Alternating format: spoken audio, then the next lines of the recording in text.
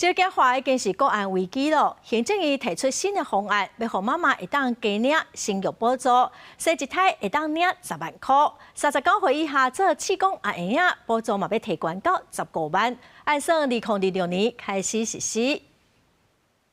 自明年1月1號開始擴大生育補助，在既有的社會保險給付之外，再加上公務預算來補足差額，讓每一胎的補助都可以達到10萬塊錢。中研院經濟所楊子婷老師的研究，那他研究結果是，大概如果你對100個家庭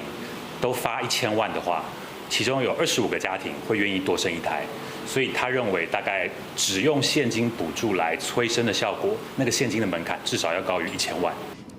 民間團體是指出講，研究嘛顯示講，用現金補助鼓勵生育效果無介好，就算一胎補助10萬塊，這恐驚鼓勵效果嘛是真有限。